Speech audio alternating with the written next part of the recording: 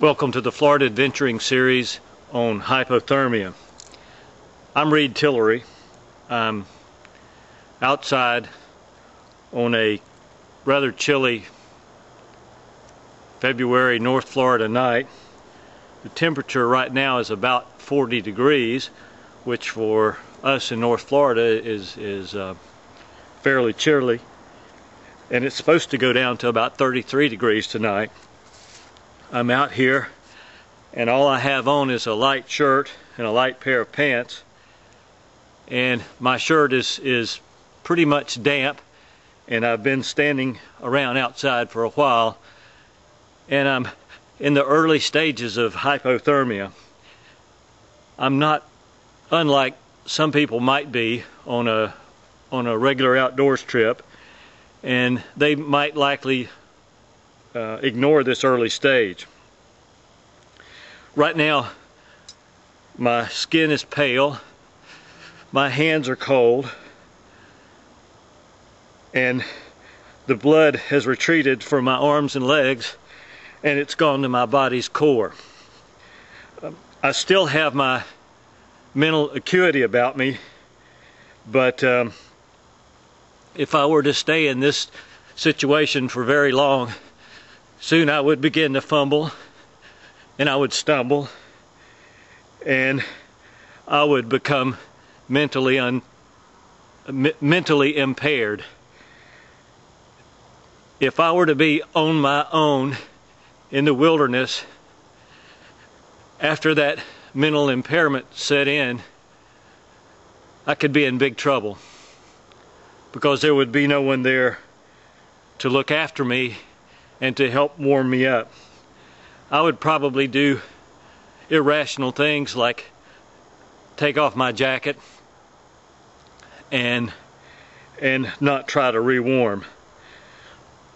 But my purpose here tonight is to demonstrate what this early stage of hypothermia looks like. If you see it in yourself or in your companions, you want to take steps to rewarm them.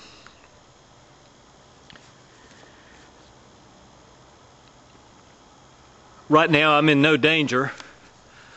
My house is just a short distance away, and I'm monitoring this condition pretty well. But like I said, if I were to continue on, I would eventually start to stumble, and if I were normally talkative, I might get quiet, or if I were normally quiet, I might start to complain rather loudly. In other words, I would probably undergo some sort of a personality shift. I'm shivering right now, which is my body's way of trying to rewarm itself, because the shivering is involuntary exercise. But as the hypothermia progresses, and as my body temperature continues to drop, I would eventually run out of energy, and shivering takes energy, and the shivering would soon stop. Not because I'm getting better, but because I have no more energy left. At that point, I would not be capable in most situations of rewarming myself, and my life would be in peril. Eventually, I'd go totally unconscious, and later, my heart would stop. Hypothermia is a big killer in the wilderness. It is nothing to take lightly. When you see these signs in yourself or in your companions,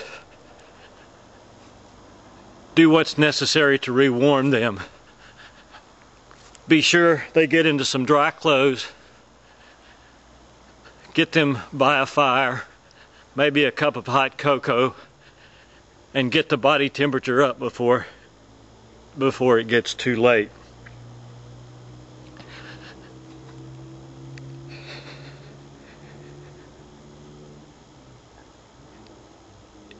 If you're on your own,